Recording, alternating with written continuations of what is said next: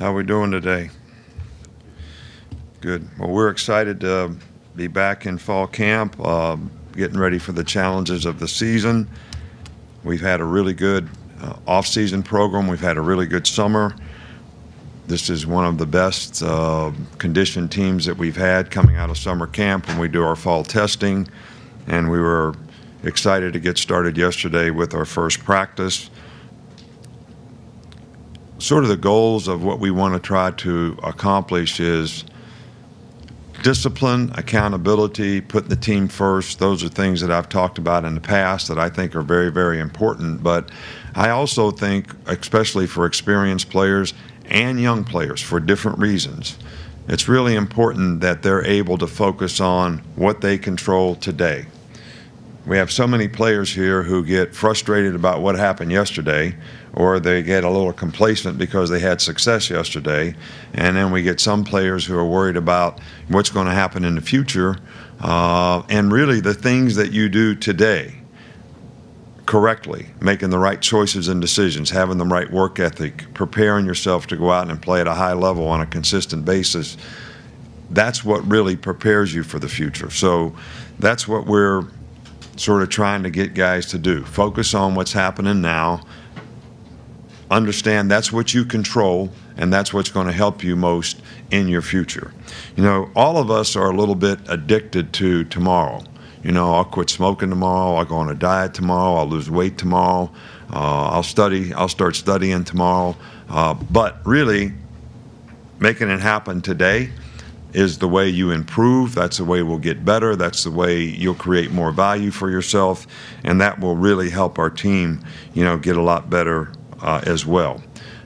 I'm really pleased with the way the new coaching staff has kind of come together. We have new leadership on both sides, and those guys have been really done a really good job of developing relationships with the players. They're very knowledgeable. They're well organized, do a good job of leadership, and the coaching staff has fell into place very nicely as well. So I'm really excited about the staff that we have and what they've been able to accomplish, the relationships that they've been able to develop with the players, and how the players have responded to on both sides of the ball.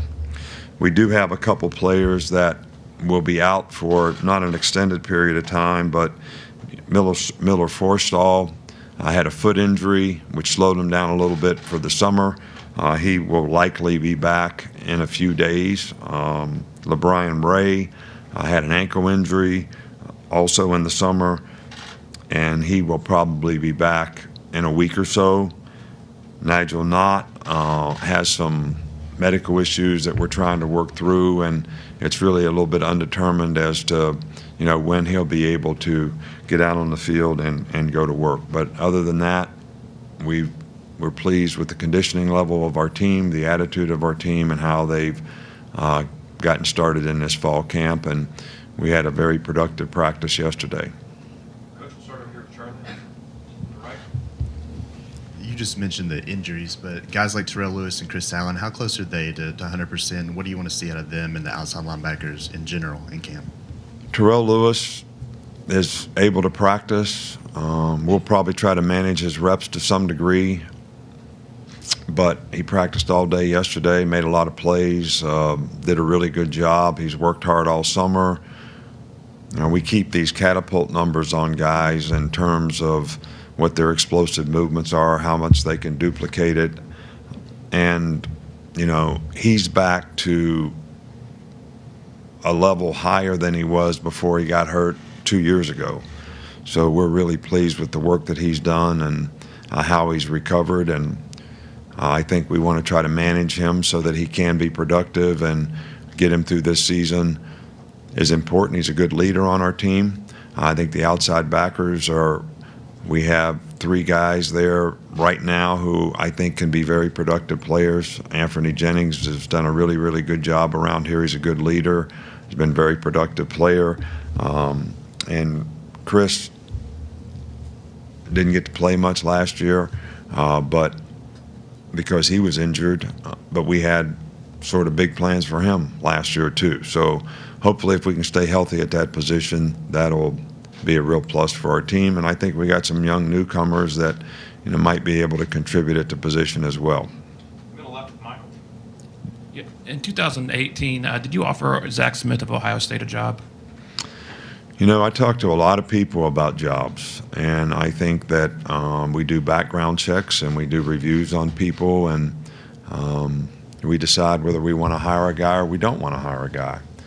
I think it's pretty common that sometimes people that get interviewed someplace or someone calls and shows interest in them, that it's the way this profession works, is that you go in and use that as leverage to try to improve your situation where you are now, especially if you have a job, or you decide that that's a better opportunity for you. So we talked to a lot of coaches about a lot of things. I really never did ever offer this guy a job. We did interview him, and he did a nice job in the interview. But it was when we did the background check that we decided that there was a better opportunity to hire somebody else, and that's what we did. Up front here with John. You're obviously very familiar with Sarkisian, but even for a veteran coach like him, can you benefit from a couple of years in the NFL? I mean, did you see him grow since then? Well, I've always had a lot of respect for Sark. He's very well organized. He does a good job with the players. He's a good teacher. He's got a really good personality. He's easy to work with. I think he does a great job of managing the staff. I'm sure that I know that my time in the NFL, and I can't really speak for him, how that sort of helped his development as a coach. But my time in the NFL was very beneficial to me, because you work on football or how you're going to bring personnel to your team. And when you do that all the time, I think you get better at it. And, Sark did a really good job when he was here before, and I've been very pleased with the job that he's done since he's been here. Coach, middle right with Adam. Hey, Nick. Specifically with the wide receivers and these top four guys, what has been your assessment of them? Obviously, a decent amount of hype around that position here specifically. So just your blanket assessment of that position. Well, I think that those guys were all very productive last year. I think that there's not a player on our team that doesn't have things that they can work on to improve that will create more value for them and help them play more efficiently and effectively for our team. And I think that's sort of how I assess that position. Those guys are great competitors. They're hard workers. They do a good job. Average players really don't. They would like just to be left alone. Good players really want to be coached, and great players want to be told the truth. And I think these guys are always seeking the truth in terms of what can they do, character, attitude, competitor, technical execution at their position, to get better. So I have a lot of respect for what those guys have done here and how much I think they could improve in the future and be even more productive. Coach, we'll go back over to the left, Ryan. Given the strength you guys do have at wide receiver and the attrition you've had at tight end, could you foresee maybe some more 10 personnel? And if so, or are you wedded to the idea of having a tight end on the field at any point? Well, what is 10 personnel? Where did you get that? Is that,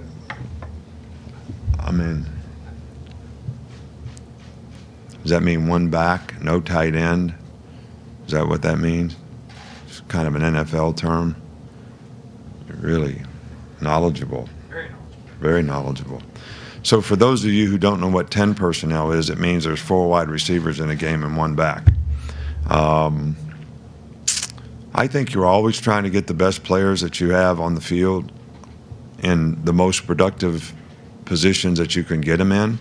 I think that I would say that because we have 4 receivers who have shown great capability of making plays, rather than we feel like we have some tight ends that can contribute to our team and do a really good job. So we would not do that because of the tight ends. We would do that because of the quality of receivers that we have.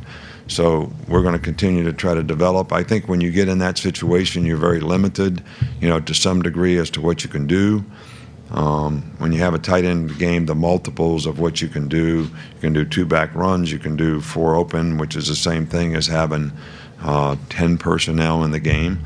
And, you can do a lot more things from a protection standpoint. Go here with Cecil. Coach, Cecil, we also have 12 personnel. We have 11 personnel. 11 personnel I know because it's 11 guys, right? But we don't use the numbers. We color code the personnel group. So I think you guys should get a little more current on what our terminology is because, I tell our coaches all the time, we can't call something on offense different than we call it on defense because I can't get it right. So it's red. I was going to ask about green personnel, but I think not. We had contacted the university last week about Iabi Anoma's situation, and I didn't know if there was anything you could add to that. Other than there's he's not on the laws roster. that protect players and students on what you can and can't say. I mean, the guy was dismissed from school, and that's really all I can say about it. Good. And we'll go back over here with Chris Lowe on the left. Nick, this is your 13th preseason camp in Alabama. How much has preseason camp evolved during your time, and what do you look for in particular in preseason as you try to sort of identify what the identity of your team's going to be? Well, I think it's evolved a lot because we've changed how we practice, how we prepare. We've had a lot of rule changes relative to player safety. But we've always tried to use fall camp as a character development period of time. We have a speaker every night. We have somebody who has a message that's going to help players create value for themselves in terms of the choices and decisions they make, for their future. And it's not all geared toward football. But you also want the hardcore fundamentals of intangibles that you want to try to create on your team probably is best done in the offseason and in fall camp. Things like discipline, mental and physical toughness, guys creating the habits of giving the kind of effort that you want to have on your team, understand the competitive standard that you have to play to when you play really, really good teams in our league and outside of our league. So those are the hardcore fundamentals that you're trying to really establish. And obviously one of the things that we're always trying to get a good handle on in fall camp is how do you execute? Not necessarily what play we're running, not necessarily what defense we're running, but how can we go and execute these things without making a lot of mental errors. So the knowledge and experience that you can develop during fall camp, I think really helps players in that regard. Wrap up the last two, James, and then Tony. What is it about Shyam Carter physically and or mentally that allows him to be successful at star and safety, and which do you see either of those as a more natural fit for him? Well, Shy's actually played every position for us. He started out here as a corner. We made him a star because he was a pretty good star. We sort of had him play money at times. We've also had him now play safety. And I think Shyam Carter would fit in one of the probably top 2 or 3 players when it came from a knowledge standpoint. He can answer every question in a meeting about every position. He really he would be a great coach. So I think that's what creates a lot of diversity for him as a player, to be able to play multiple positions because he's very smart. And, it means something to him. He's spent a lot of time trying to learn this stuff. He prepares well for the games. So I can't say that one position is more natural for him than at the other. He's always done a pretty good job wherever we decided to fit him in. Wrap up here with Tony. Landon Dickerson, the Florida State grad transfer. What have you seen, or what do you like about him, and do you find him a more natural fit as an interior lineman or a tackle? Well, we've only had one practice, and it's not been in pads. So to make a total evaluation is pretty difficult based on what the guy's done since he's been here. But we like the fact that he's played a lot of good football against a lot of good football teams. He's got a lot of experience. He's big. He's a strong guy. Will have a physical presence on the offensive line for us in terms of his toughness. So, but I think it's, too early to tell exactly where he would be the best fit for us relative to the other players that we have. And, we want to coach all the offensive linemen that we have and try to get the best 5 out there. And he's certainly a guy that's competing for one of those spots. All right, thank you.